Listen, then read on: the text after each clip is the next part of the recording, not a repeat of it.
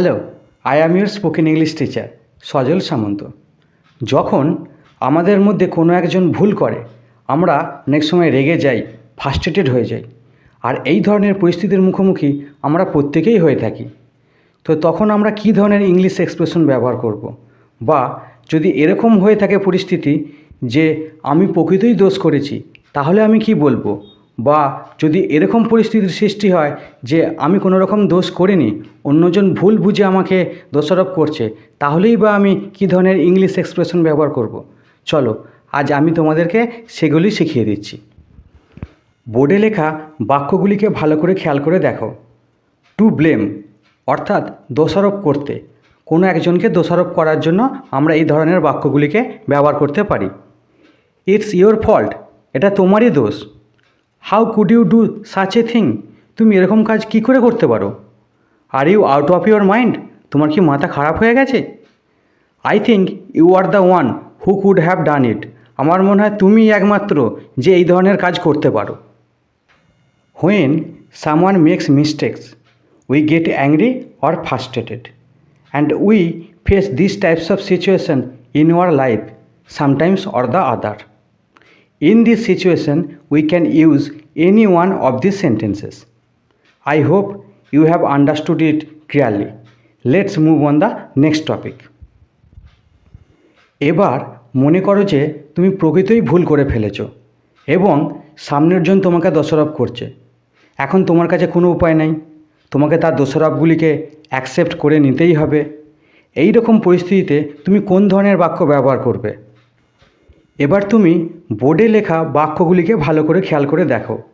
To accept blaming অর্থাৎ কারো দোষারোপ গ্রহণ করে নেওয়ার পর তোমাকে এই বাক্যগুলিকে বলতে হবে। I am sorry, it's my fault, আমি দুঃখিত, এটা আমারই দোষ।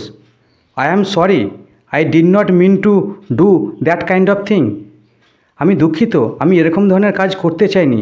অথবা এরকমও বলতে পারো, I am sorry, I did not mean to say such a thing, আমি এরকম ধরনের কথা বলতে চাইনি। It's my responsibility, I am sorry, আমি দুঃখিত, এটা আমারই দায়, এসব ভুল আমারই।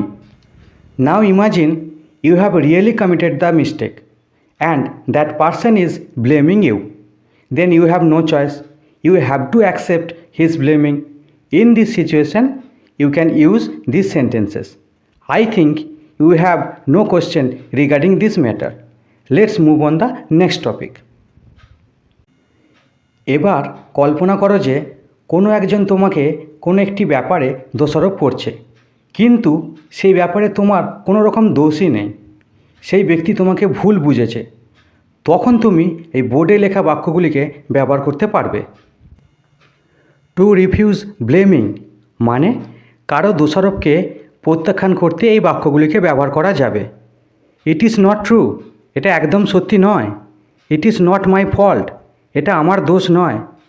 I am not the one to blame, আমি সেই ব্যক্তি নয় যাকে দোষারোপ করা যাবে বা আমাকে দোষারোপ করলে হবে না।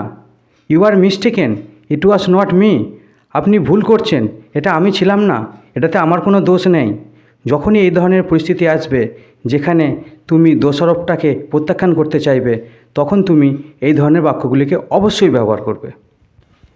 Suppose someone is blaming you about something but you have no fault at all regarding that matter, that person has mistaken you.